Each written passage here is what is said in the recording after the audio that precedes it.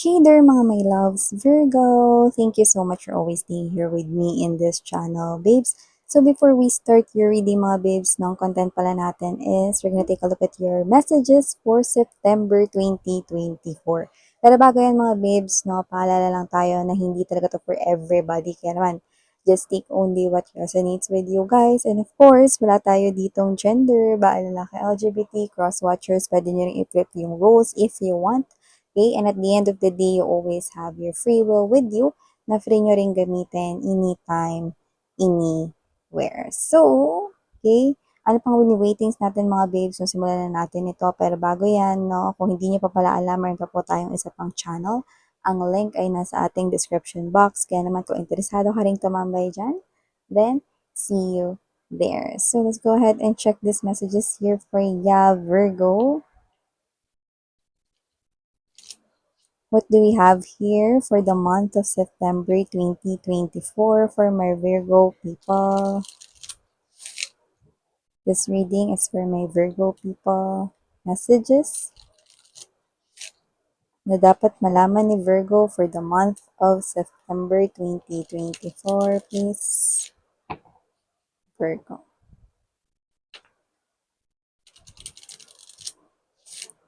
You know, I'm getting that kasabihan, no? Na kung hindi mo sisimulan, paano mo malalaman? Yan. So, maaaring meron kayong gustong gawin, pero natatakot kayo sa kalalabasan. So, huwag kayong matakot mga babes, no? We only live once, no? Try nyo yan. Okay? Try nyo yan na gawin. Lalo na kung isa yan sa parang bagay na alam mo na magdadala ng pagbabago or magpapabago ng sitwasyon mo. Always remember that fear is just an illusion. Okay? So, before we start reading this for you guys, let me do the honor na ilatag mo na itong ating energy sa ating table. You do have here the King of Cups. You also have here the Eight of Cups, Two of Swords, the Nine of Swords, the Page of Pentacles, the Wheel of Fortune, the Knight of Cups, the Three of Cups, the Four of Wands, the Eight of Wands energy. Bottom of the deck, we've got the Page of Swords, Five of Cups, and the Emperor's energy.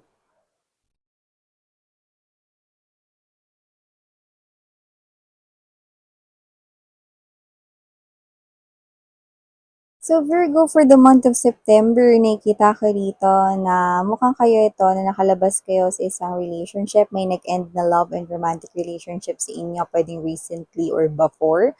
Nakikita ko na nakaka-move on na po kayo doon. Hindi na po kayo nasasaktan at mukhang nawawala na rin yung love nyo for that person. No? Minahal nyo rin yung tao na yun ng sobra, pero with this, mukhang kayo to na nakaka-move on na kayo ng tuluyan sa kanya. Actually, nakita ko dito ng energy na meron ditong lumalabas that with this Wheel of Fortune, Three of Cups, and there's this Two of Swords, mukhang ikaw to, no, na meron ka ng bagong kausap ngayon. And it could be a friend or someone na posibleng nakilala mo recently. Kung sino man ito, no, hindi ka pa sure talaga sa kanya rito, no? Pero nakikita ko dito na parang nagpapahiwatig siya na may gusto siya sa inyo, no? Pero more likely, dito sa September, no, nakikita ko dito na nakaka-move on ka na ng tuluyan, no, from your past lover. So, nakakalimutan mo na yon, nakaka-move on ka na. This is you posibleng binubura mo na, no, yung iba pa at natitira pang mga larawan ninyo. Yan, yung iba, sinusunog yung mga inyong lumang photos together. Nagbubura kayo sa social media ng mga natirang mga photos and images ninyo together. At iba pang mga gamit, no, na posibleng tinatapon mo na or pinapamigay mo, no? So, yan. Okay? Or dinodonate. Yan. Yeah, para talagang malayo yung puntahan ng gamit, dinonate nyo na lang yung mga damit na binigay sa inyo, mga jupatos, yan, no? So, nakita ko dito na may bago kayong kakonek or may bago kayong makakonek this September. Pwedeng friend or kilala nyo na siya, iba naman posibleng bagong makikilala pa lang, no? Okay naman siya, lumalabas siya with the Nine of Cups energy. Maganda naman dito yung ugali niya, hindi ko naman nakikita na isa siya ditong player, no? Pero yun nga, with the Two of Swords energy, Nine of Swords, hindi ka sigurado. Yan. Hindi ka pa sigurado kung tatanggapin mo, no? Yung kanyang pag-ibig. Pero alam mo na may gusto siya sa'yo. Okay naman, nag-enjoy kang kausap siya, no? Pwedeng pinakilala rin siya sa'yo ng mga friends mo, no? Pero nakikita ko rito, friends or katrabaho mo, no? Pero nakikita ko rito, hindi ka pa sure. Okay lang. Okay lang yan mga babes. Huwag kayo magmadala. Okay? So, nakikita ko rito na kung sino man yung ex-person ninyo, no, hoping pa rin siya na magkaroon dito ng chance, no, na kayo ay magkabalikan. Yan, no. So, nakikita ko rito na parang with the King of Cups energy and Wheel of Fortune, this person here could be waiting, no, na parang magkaroon kayo ulit ng communication. Iba yung pag-uusapan ninyo, pero parang yun yung gagamitin niya, no, na way para mag-open up. Parang isisingit niya, no, yung about sa inyong dalawa, no, kahit na iba yung pag-uusapan ninyo. So, baka meron pa kayong mga unfinished business na pwedeng, kasi nagkasama kayo sa isang proyekto, project, tapos kailangan nyo pa rin mag-meet, mga ganyan, no. Or meron pa kayo ritong kailangan na gawin, no, na hindi or walang kinalaman sa inyong relationship. So, baka katrabaho mo yun, yung ex mo na yun, no? Or baka meron kayong dalawa na parang shared or pinag-sharean rito na property or posible rin namang negosyo together. So, nakikita ka dito, Virgo, na kung sino man yun, no? Posibleng gamitin niya yun na way para magkausap kayo. Pero yung iba nakita ko rito, posibleng kung may anak kayo sa kanya, yung bata yung parang gagawin niya rito na way para magkausap kayo. Yan, no? Oh. So, whatever the case may be, just take how this resonates, Virgo. Yan. So, nakita ko dito, another message for you, September 24. Maganda ito mga babes. So, nakita ko dito na parang kayo ito, no, before, parang kayo ito na napoprostrate, na-stress, na pagising pa lang sa umaga, every time that the alarm clock, no, is tumutunog na nagre-ring, ikaw 'to na bigat ng katawan mo 'no, kasi hindi dahil sa puyat ka or whatever 'no, yeah, isa 'yun sa mga factor or reasons 'no, pero kasi I think hindi mo gusto yung ginagawa mo. So, nakikita ko dito mga babes that you're gonna wake up 'no, with so much ease and calmness this September 2024 'no, na hindi mo na kailangan gumising ng sobrang aga 'no, para pumasok sa work mo. So, parang ikaw ito na parang nakahanap ka dito ng ibang way 'no, na pagkakakitaan mo. So, iba ka iba sa inyo, nagtayo kayo ng business dito or whatever, no? So, yun yung nakita ko dito. It's like, time is not anymore an issue dito. Yan. So, nakita ko dito na parang kayo to, no, na hindi na kayo nasi-stress, nababawasan na yung isipin ninyo, tsaka parang hindi nyo naman talaga gusto yung ginagawa ninyo sa work, no, kung work man yun.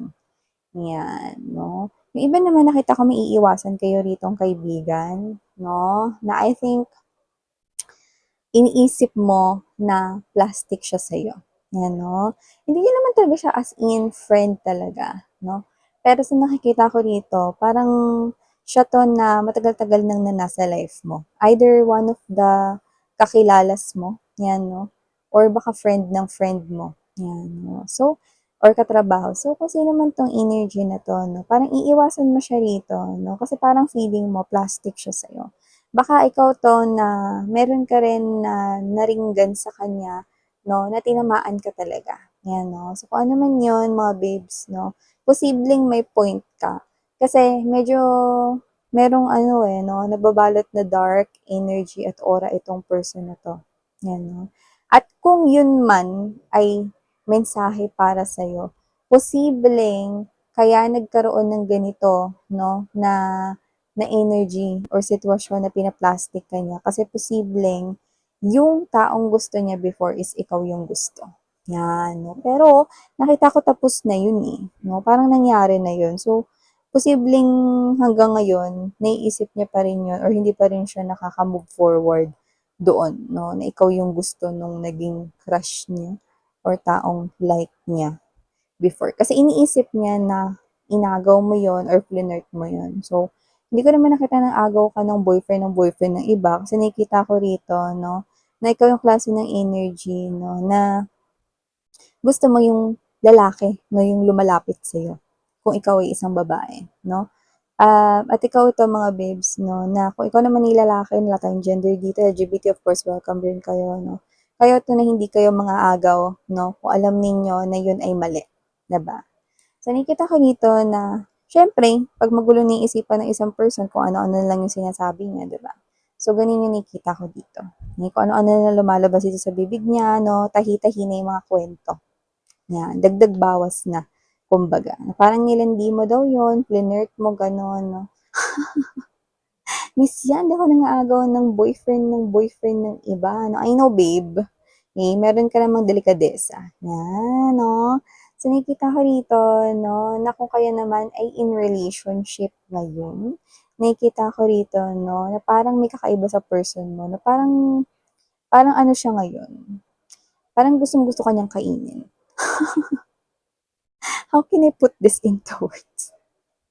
Kasi parang sabik na sabik siya sa'yo, 'no? Siguro dahil hindi kayo nagkita ng matagal or hindi kayo nagkakasama ng madalas ngayon, siguro may naging busy dito sa work na parang gustong-gusto ka niya laging nakakasama dito, 'no? Yung parang kunwari, "Uy, uwi na, uwian na. Okey lang 'yan, eh, next week pa naman. Baka gusto mo do'n na lang matulog sa'min." 'Yan, 'no? May mga gano'n or gusto mo do'n ka na lang matulog sa place ko, yung mga whatever the case may be, I'm picking up that, no? So just take only what resonates. That might be for those viewers, no? So rated RPG. RPG. Baka SPG. So yun yung mga babes, no? Yan, no?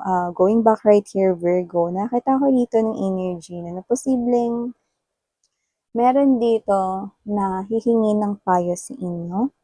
Okay?